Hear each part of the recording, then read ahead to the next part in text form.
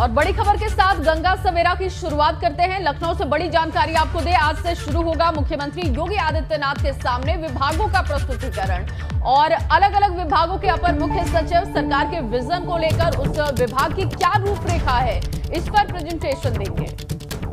और इस प्रेजेंटेशन की आज से शुरुआत होने जा रही है। आज कृषि विभाग के अधिकारी मुख्यमंत्री के सामने अपने विभाग का प्रस्तुतिकरण देंगे और इस दौरान दोनों उप मुख्यमंत्री और साथ ही मंत्री भी मौजूद रहने वाले हैं। तो अधिकारियों के द्वारा ये प्रेजेंटेशन दिया जाएगा और कृषि विभाग की तरफ से आज ये प्रेजेंटेशन होगा, जिसमें सीएम तो मौजूद रहेंगे ही, साथ ही डिप्टी सीएम भी मौजूद रहेंगे और कृषि मंत्री भी इस प्रेजेंटेशन के दौरान मौजूद रहेंगे। तो सरकार के विजन को लेकर ये प्रेजेंटेशन तैयार किए गए हैं सभी विभागों के और आज कृषि विभाग के अधिकारी सीएम को प्रेजेंटेशन देंगे।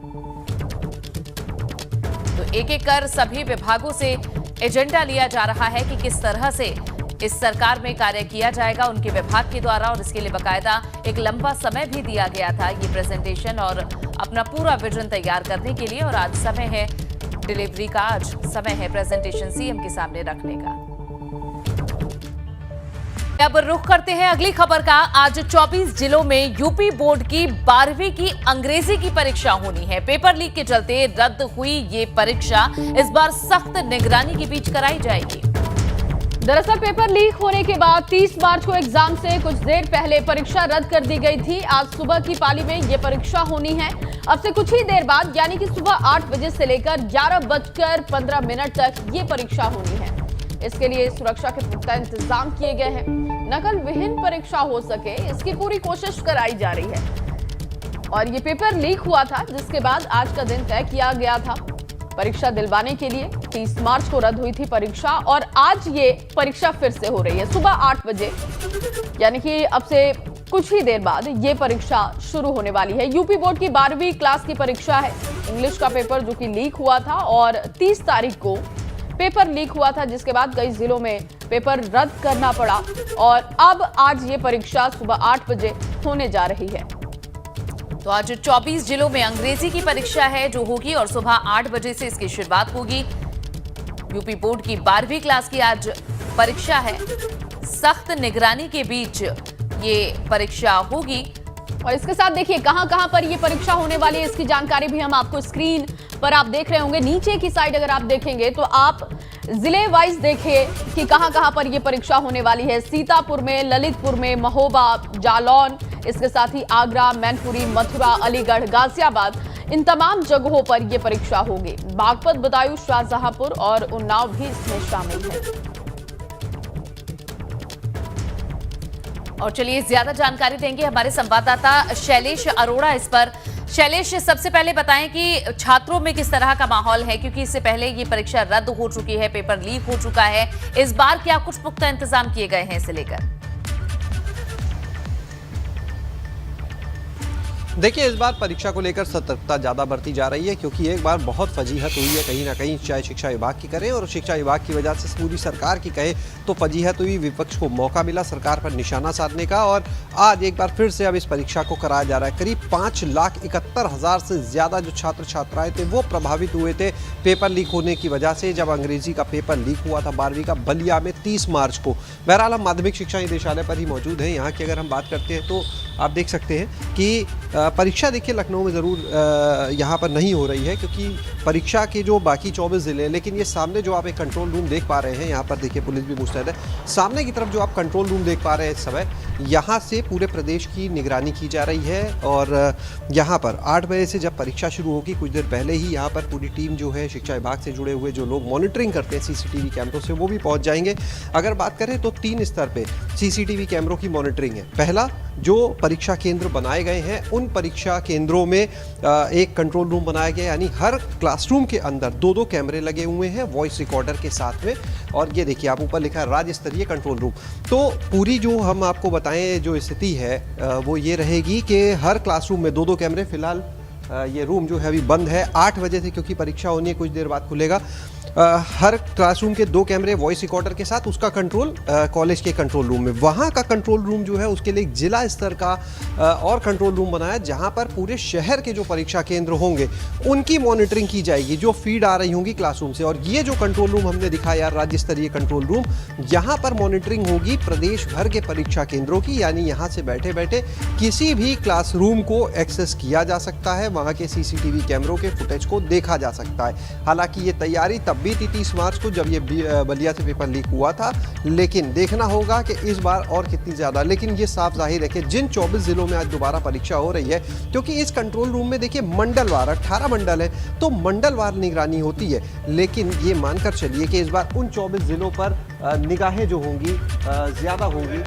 और आप ये देख सकते हैं, ये कंट्रोल रूम है, फिलहाल अभी चालू नहीं हुआ है, क्योंकि परीक्षा जो है वो 8 बजे से होनी है, साफ़ सफाई के काम के बाद चालू होगा। और देखिए आप जितने मंडल आप यहाँ पर लिखे देख पा रहे हैं, मुरादाबाद मंडल, अयोध्या मंडल, सहारनपुर मंडल, तो जिन और हर एक के नीचे आप देख सकते हैं कंप्यूटर स्क्रीन्स लगी हुई हैं। तो जिन 24 ज़िलों में ये पेपर लीक हुआ था, जाहिर सी बात है कि अब उन 24 ज़िलों के कैमरों की मॉनिटरिंग ज़्यादा की जाएगी, किसी तरह की कोई चूक ना रहे। और उस मामले में जिस तरह से कार्रवाई शुरू हुई सीएम योगी के निर्देश पर, अगर बात करें, जो DIOS थे उनको पहले निलंबित किया गया, बाद में गिरफ्तारी होती है। जो पेपर लीक में निजी कॉलेज इन्वॉल्व था, उसकी निजी कॉलेज की जैसे बात करें जो इन्वॉल्व था, वहाँ के लोगों की जिस तरह से गिरफ्तारी हुई, और बहुत जल्द जिस तरह से STF ने पूरे मामले को जब दिया गया और भंडाफोड़ किया था, उसके बाद तो ये कंट्रोल रूम जहां से 8 बजे परीक्षा शुरू होनी है, लेकिन उसके पहले ही पूरी मॉनिटरिंग शुरू कर दी जाएगी। बस कुछ देर में यहाँ पर ये काम शुरू होगा। तो देखिए निगाहें टिकी हैं, क्योंकि 5,71,000 छात्राएं जो थे वो तनाव में उस समय आए पेपर लीक होने की वजह से। और उससे भी बड़ी चीज होती है एक पूरे सिस्टम पर सवाल उठना, कि एक तरफ दावे होते हैं नकल विहीन परीक्षा के, शुचितापूर्ण परीक्षा के, और दूसरी तरफ अगर पेपर लीक हो जाता है ऐसे किसी प्रकरण में, जबकि ये कहा जाए कि हमारी व्यवस्था फुल प्रूफ है, तो निश्चित रूप से फजीहत होती है पूरे विभाग की, फजीहत होती है पूरी सरकार की, क्योंकि विपक्ष भी निशाना साधता है। आप देखिए उस समय। और चलिए आगे बढ़ेंगे। कोरोना का खतरा फिर से बढ़ने लगा है। जैसे जैसे स्कूल खुल रहे हैं, वैसे कोरोना के मामले भी बढ़ने लगे हैं। बिल्कुल। और जया, जहां कोरोना संक्रमण की वजह से गाजियाबाद, नोएडा के 3 स्कूल अब बंद कर दिए गए हैं। गाजियाबाद के 2 स्कूलों में 9 छात्र कोरोना संक्रमित मिले, नोएडा के स्कूल में 13 और 3 शिक्षक भी संक्रमित हुए, जिसके बाद 3 स्कूल बंद कर दिए गए हैं और स्कूलों में फिर से ऑनलाइन क्लासेस शुरू हो गई हैं। तो देखिए, ज्यादा समय नहीं बीता जब स्कूल शुरू हुए और अब ये स्थिति। तो गाजियाबाद के 2 स्कूलों में 9 छात्र कोरोना संक्रमित हो गए, कोरोना पॉजिटिव पाए गए। नोएडा के स्कूल में 13 छात्र और 3 शिक्षक संक्रमित होने के बाद अब क्लासेस फिर से ऑनलाइन शुरू कर दी गई हैं इन तीनों ही स्कूलों में।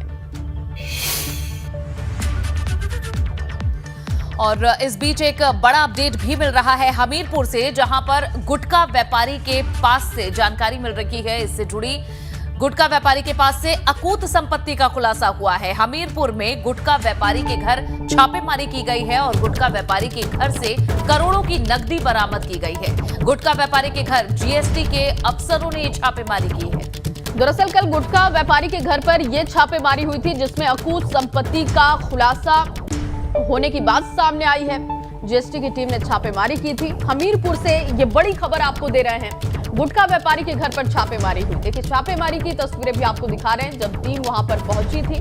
गुटखा व्यापारी के घर पर GST के अफसर पहुंचे थे, दस्तावेजों को खंगाला गया। अकूत संपत्ति का ये मामला है और इसी कड़ी में ये छापेमारी बेहद अहम रही। तस्वीरें आप देख रहे हैं गुटखा व्यापारी के घर की तस्वीरें, जब टीम वहां पर पहुंची थी। जो है अक्सर ऐसा देखा गया है, इससे पहले भी कहीं इत्र व्यापारी के घर पर छापेमारी हुई, उनके ठिकानों पर छापेमारी हुई। तो अब गुटखा व्यापारी के घर GST के अधिकारी पहुंचे। सामान्य से दिखने वाले घरों में जहां करोड़ों की संपत्ति और नकदी बरामद होती है, अब देखना होगा GST अफसरों की इस जांच में क्या आगे निकलता है। वहीं देश के कई राज्यों में रामनवमी पर हिंसा को लेकर बोले सीएम योगी, यूपी में शांति है, दंगा फसाद की कोई जगह नहीं है। सीएम योगी आदित्यनाथ का ये बयान आपको बता रहे हैं। साथ ही उन्होंने कहा कि रामनवमी पर यूपी में 800 से ज्यादा जुलूस निकले। रामनवमी पर और रमजान का महीना भी था, लेकिन हंगामा नहीं हुआ। बिल्कुल, सीएम योगी का ये बयान। उन्होंने ये भी कहा कि सीएम योगी ने कि यहां दंगा फसाद की कोई जगह नहीं है। सीएम ने बताया कि रामनवमी पर प्रदेश में 800 से ज्यादा स्थानों पर जुलूस निकाले गए। रमजान का महीना चल रहा है, कहीं कोई तू मैं तक नहीं हुई। दंगा फसाद तो दूर की बात है, उत्तर प्रदेश में शांति है, यहां दंगा फसाद की कोई जगह नहीं है।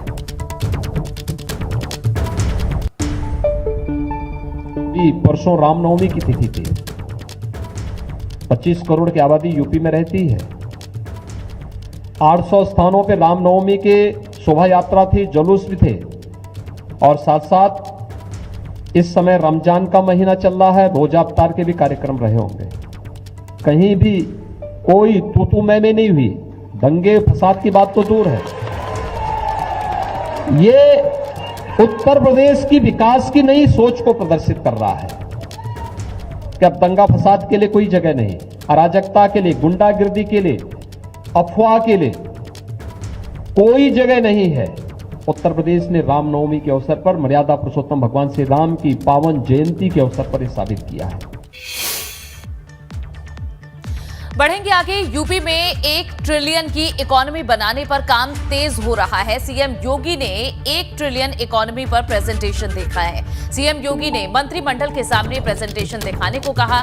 यूपी में 1 ट्रिलियन इकोनॉमी के लक्ष्य को पूरा करने की क्षमता है, मुख्यमंत्री योगी आदित्यनाथ ने बात कही। और देखिए, जब मीटिंग रखी गई थी उस वक्त की ये तस्वीरें हैं। सीएम योगी ने मंत्रिमंडल के सामने प्रेजेंटेशन पर चर्चा की। यूपी में 1 ट्रिलियन इकोनॉमी के लक्ष्य को पूरा किया जा सकता है, ये भरोसा दिया सीएम ने। बड़े पैमाने पर निवेश को आकर्षित करना होगा, जो प्लान है उस पर भी बात की गई। व्यापक स्तर पर रोजगार के अवसर भी मिले। अगले 5 साल में 5 करोड़ रोजगार का लक्ष्य है और $1 ट्रिलियन इकोनॉमी के लक्ष्य में कृषि की भूमिका अहम होगी। फूड प्रोसेसिंग सेक्टर पर भी ध्यान देना होगा। तो ये तमाम रणनीति जो कि मीटिंग में चर्चा का विषय रही। और देखिए किस तरीके से कृषि उत्पादों पर फोकस करना होगा, इस पर भी सीएम योगी ने अपनी बात रखी। और वही विधानसभा चुनाव के नतीजे आने के ठीक 33 दिन के बाद भाजपा ने विधान परिषद की 33 सीटों पर जीत का परचम फहरा दिया है। पहले से ही भाजपा ये दावा कर रही थी कि उसकी आंधी चलने वाली है और ठीक वैसा ही हुआ। बिल्कुल, और ऐसा पहली बार नहीं है जब सत्ताधारी दल ने यूपी विधान परिषद के चुनाव में विरोधियों का सफाया कर दिया हो, लेकिन भाजपा के लिहाज से ये बहुत बड़ी कामयाबी है। ये लगातार 5वां चुनाव है। अब पार्टी ने यूपी में विरोधी दलों को काफी पीछे छोड़ दिया है।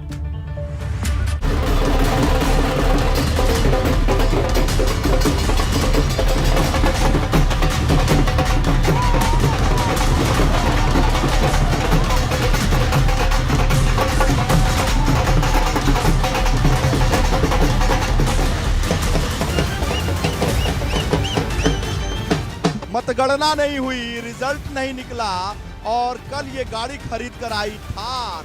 थार कितना प्रसिद्ध है और थार को सजाया गया है और ये सदस्य विधान परिषद लिखा हुआ है। रिजल्ट से पहले ही भाजपा के जो प्रत्याशी हैं उन्हें भरोसा था कि वो परिषद में तो पहुंचेंगे ही। इसे जीत को लेकर 100% भरोसा ही तो कहेंगे कि लखनऊ से जीते भाजपा प्रत्याशी रामचंद्र प्रधान ने एक दिन पहले ही अपनी नई थार पर विधान परिषद सदस्य का नेम प्लेट तक लगवा लिया था।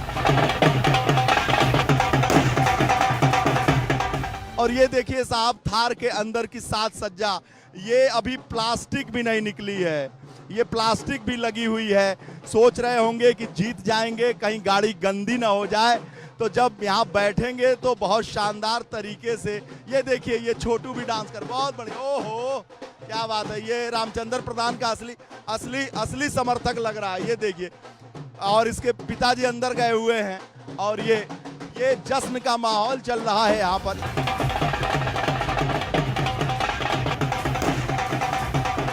माननीय योगी आदित्यनाथ जी के नेतृत्व में जो सरकार चल रही है, उनके नेतृत्व में जो लोगों ने आस्था व्यक्त की है, उसकी जीत है। भारतीय जनता पार्टी के कार्यकर्ताओं की जीत है और सबकी जीत है। अच्छा जी, आपको लगता है? जी साहब। और ये गुंडागर्दी के खिलाफ जीत है। जो वो समाजवादी पार्टी की गुंडागर्दी थी, उससे लोग आजिज थे, तंग थे, उसकी जीत है। 36 में से 9 सीटों पर भाजपा पहले ही निर्विरोध जीत गई थी।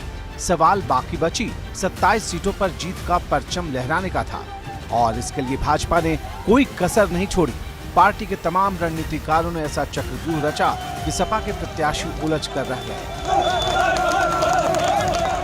एक भी सीट पर सपा की जीत मुमकिन नहीं हो पाई और निर्दलीय तक इस चुनाव में सपा पे भारी पड़ गए। डॉक्टर श्यामा प्रसाद मुखर्जी से लेकर आज तक जो आदरणीय मोदी जी का नेतृत्व है, उसके कारण आम जनता पसंद करती है और जिसका परिणाम है कि प्रदेश में रिजल्ट आया। भाजपा के तमाम कार्यकर्ता इस महाविजय के बाद जश्न में डूबे हुए हैं। विजयी उम्मीदवारों में कुछ ऐसे भी हैं जिनकी आंखों से खुशी के आंसू छलक आए। जीत ने उन्हें भावुक तक कर दिया। एक चीज और जानना चाहूंगा, जीत का श्रेय किसे देना चाहेंगे? और अक्सर मैंने भी देखा जब आपको कवर किया, आप अपने पिता का जिक्र जरूर करें। नहीं वैसे देखिए भावुक पल है। मैंने आपसे सवाल ऐसे किया क्योंकि मैंने हमेशा आपको सुना कि आप हमेशा अपने पिता का जिक्र करते रहे हैं। आज वो भी आपको ऊपर से देख रहे हैं, उनका भी सीना गर्व से चौड़ा होगा कि एक एमएलसी मेरा बेटा, जिस बेटे को अपनी गोदी में एक सपना उनका वो रह गया और आज वो एमएलसी बन गया। वो नहीं, आज तो हौसला दिखाई, वाकई उनका एक सपना पूरा हुआ। आपने एक सपना पूरा किया अपने पिता का। मैं अपने पिता को नहीं देख पाया। हाँ वही मैंने कहा कि गोदी में खिलाने का भी सपना अधूरा रह गया, लेकिन आज तो देख रहे होंगे। पश्चिमी यूपी से पूर्वांचल तक और अवध से बुंदेलखंड तक भाजपा के खाते में कामयाबी की झड़ी लग गई। इसने पार्टी नेताओं के उत्साह को कई गुना बढ़ा दिया है।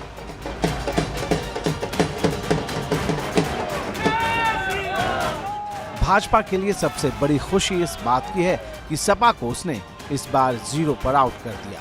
ये विधान परिषद का चुनाव जीते हैं, ये संगठन की योजना, और सबसे अच्छी बात है कि भारतीय जनता पार्टी ने इस बार हमारे कार्यकर्ताओं को ज़्यादा से ज़्यादा समायोजित करने का काम किया है। ज़्यादा से ज़्यादा कार्यकर्ता जीतकर सदन के सदस्य बन रहे हैं। आगे राजनीति को संवारने में और जन कल्याणकारी काम करने में संगठन को, सरकार को बहुत सहयोग है। रायबरेली से भाजपा के प्रत्याशी दिनेश प्रताप सिंह ने कमल खिलाकर तमाम विरोधी दलों की उम्मीदों को करारा झटका दिया। रायबरेली जनपद के मैं उन पंचायत प्रतिनिधियों का भी बहुत बहुत धन्यवाद ज्ञापित करता हूं जिन्होंने भारतीय जनता पार्टी को 95% लगभग 95% मत दे करके उन्होंने विजयी बनाया है। ये भारतीय जनता पार्टी के लिए, हमारे लिए बहुत महत्वपूर्ण है और रायबरेली जनपद के इतिहास के लिए। हालांकि भाजपा को बनारस में झटका लगा, जहां से निर्दलीय अन्नपूर्णा सिंह ने भाजपा के प्रत्याशी सुदामा पटेल को करारी मात दे दी। इसमें तो रोड सड़क पे दिखाई दे रहा है कि हमारे भारतीय जनता पार्टी के कितने कार्यकर्ता लोगों लगा के ब्लॉक प्रमुख और सभासद कितने लोग रिसीव कर रहे हैं, अन्नपूर्णा सिंह जी की जुलूस में शामिल हैं। यही हार का कारण है। विशेष तौर कार्यकर्ता केवल चाहिए गिनती कराने के लिए, तीनों जिले के वोट के लिए, वोटों की, उस 10 कार्यकर्ता में 5 कार्यकर्ता हमारे हैं जो अन्नपूर्णा सिंह की गिनती करा रहे हैं। तो इसका मतलब है कि पूरे जिले में जितने बूथ हैं उसमें हमारे 70% कार्यकर्ता हमारे उनके लिए काम करते हैं। भारत माता की जय! भारतीय जनता पार्टी बड़ी विजय के बाद भाजपा के हौसले बुलंद हैं, तो वहीं विरोधी खेमे में मायूसी है। Bureau report, ABP Ganga. Break के बाद एक बार फिर आप सभी का स्वागत है। आप देख रहे हैं गंगा सवेरा। खबरों में आगे बढ़ेंगे। अलीगढ़ में नगर निगम का बुलडोजर जहां सारसोल चौराहे से आगे जीटी रोड पर खूब गरजा। मुख्य मार्ग पर सरकारी भूमि पर बनी दुकानें और गैराज ध्वस्त कर दिए गए। एलमपुर में भी सरकारी भूमि को कब्जा मुक्त कराया गया। इस दौरान कुछ लोगों ने विरोध भी किया। नगर निगम अफसरों की सख्ती के चलते किसी की एक न चली और अतिक्रमण करने वालों पर कड़ी कार्रवाई की गई।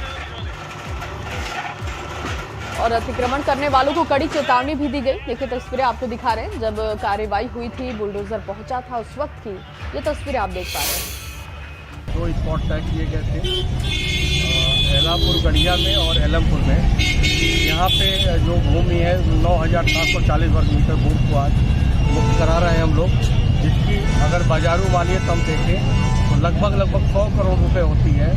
और जो एलापुर गढ़िया में जगह मुक्त कराई गई वो 1800 वर्ग मीटर थी, जिसकी कीमत लगभग 10 करोड़ रुपये।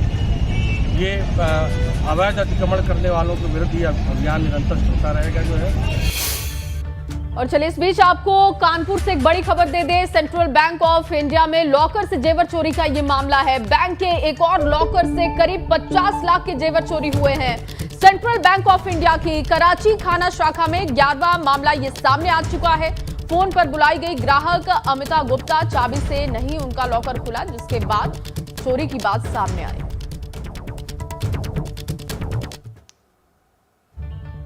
तो जैसे पहले भी कई ऐसे मामले हैं लॉकर से जो जेवरात और पैसे चोरी होने के, और एक और ये मामला। बढ़ते हैं आगे।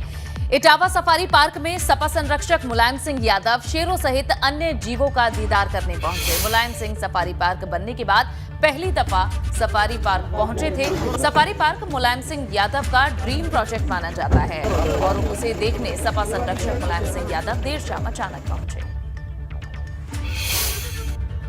और चलिए इस बीच आपको बरेली से एक बड़ी खबर दे दें। समाजवादी पार्टी के बड़बोले विधायक शहजिल इस्लाम के पेट्रोल पंप के बाद अब सपा कार्यालय की बिजली काट दी गई है और 1,15,000 बिजली बिल बकाया होने की वजह से ये कार्रवाई की गई है। सपा दफ्तर की बिजली काटी गई।